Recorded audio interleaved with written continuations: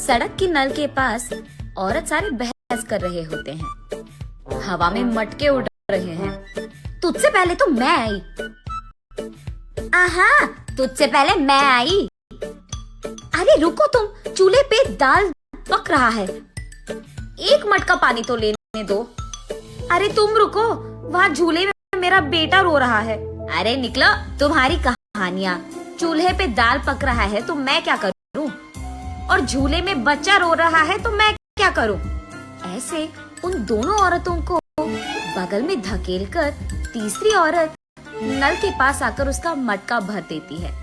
इतने में वही बगल में आमने सामने घरों में रहने वाले मंदाकिनी और मंगतायरू उनके अपने अपने मटके लेकर वहाँ आते हैं। एक दूसरे को देखते ही वो दोनों गुस्से से लाल हो जाते हैं।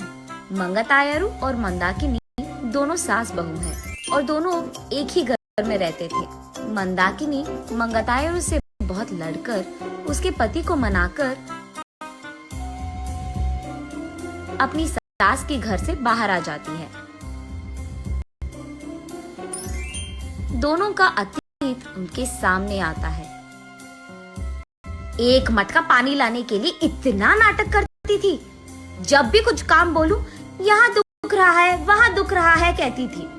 और अब देखो, मेम साहब सुबह ही उठकर मटका में पानी भरने नल के पास आ रही है। सुबह उठते ही सारे पकवान को भैंस की तरह खाती रहती है। चीजों को यहाँ से वहाँ तक नहीं लगाती है। लेकिन अब देखो, भैंस चल के आ रही है मटके पानी के लिए।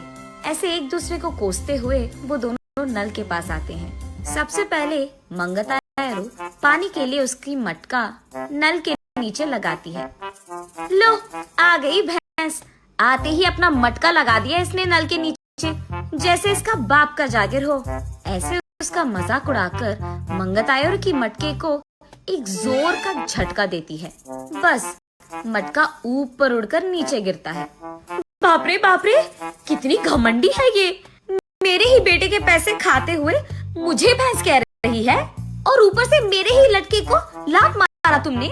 ऐसे कहते हुए मंदाकिनी की मटके को भी जोर का झटका देती है। मंगतायरू, मैं तुम्हारे बेटे के पैसे नहीं खा रही हूँ, तुम ही मेरे पति के पैसे खा रहे हो। मेरे सारे बनाए हुए पकवान को सुबह से रात तक खाती रहती है तो भैंस की तरह ही दिखेगी ना। भैंस कहीं की मेरे ही मटके को लात मारती है। कितनी घमंडी है तू। मटके को ही नहीं, अगर मेरी सटकी ना, तेरे को भी मारूंगी, समझी? हाँ, जरूर मारेगी। इतनी घमंडी जो है। मेरे बेटे को मुझसे दूर कर दिया तूने, मेरे घर से उसको निकाल दिया तूने, और अब मेरे ही घर के सामने रह रही है। सिर्फ तेरे बेटे को ही नहीं, तुझे भी तेरे घर से निकाल दूंगी, समझी? मुझसे पंगा लेगी ना, ऐसे ही होगा। तू तो जरूर करेगी। घमंडी औरत, बंदर मुंह वाली कहीं की। तुझे देखकर ऐसा लगता है कि भैंस को कपड़े पहनाए हैं, और तू मुझे बंदर कह रही है। भैंस कहीं की मुझे भैंस कह रही है, मुझे बंदर कह रही है। ऐसे वो दोनों एक दूसरे से लड़ते हुए एक दूसरे के बाल पकड़कर लड़ते लड़ते नल के बगल में मौजूद कीचड़ में गिर जाते हैं। ये सब दूर से देख रहे बाप बेटे दोनों एक दूसरे को देख हंस पड़ते हैं।